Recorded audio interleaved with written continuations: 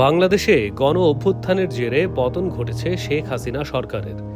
বর্তমান রাজনৈতিক পরিস্থিতিকে এই মুহূর্তে অশান্ত বললেও কম বলা হয়। আর সেই রাজনীতির ঘূর্ণাবর্তে পড়ে দেশের ক্রিকেটের মহাতারকা রাতারাতি খলনায়কে পরিণত হয়েছে। বলা হচ্ছে সাকিব আল হাসানের নাম। দ্বাদশ সংসদ বিলুপ্ত হওয়ায় সংসদ সদস্য পদ হারিয়েছেন সাকিব।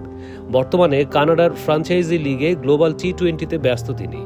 দেশের চলমান পরিস্থিতিতে সাকিবের দেশে ফেরা এবং পাকিস্তান সফরে খেলা নিয়ে তৈরি হয়েছে ধোঁয়াশা। বুধবার গণমাধ্যমের মুখোমুখি হয়েছে বিসিবির ক্রিকেট অপারেশনস সহকারী ম্যানেজার শাহরিয়ার নাফিস। সাকিবের ফেরা নিয়ে তিনি বলেন, দেখুন, সাকিব আল হাসানের 12ই আগস্ট পর্যন্ত এনওসি আছে। তার 13ই আগস্ট দেশে আসার কথা, আমাদের কাছে রিপোর্ট করার কথা। আজ 7 আগস্ট। তার আরও 2-3টা ম্যাচ আছে। তার সাথে যোগাযোগ করব এবং তার প্ল্যানটা জানার চেষ্টা করব। তবে পাকিস্তান সফরের দল এখনো ঘোষণা হয়নি।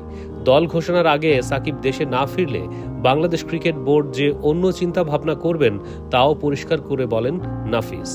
এদিকে শেখ হাসিনার পদত্যাগের পর মাগুরায় সাকিবের পার্টি অফিসে ভাঙচুর সহ লুটপাট হয়। বাংলাদেশের আপাতত যা পরিস্থিতি, তাতে সাকিব আল হাসান দেশে ফিরবেন কিনা এই নিয়ে সংশয় রয়েছে।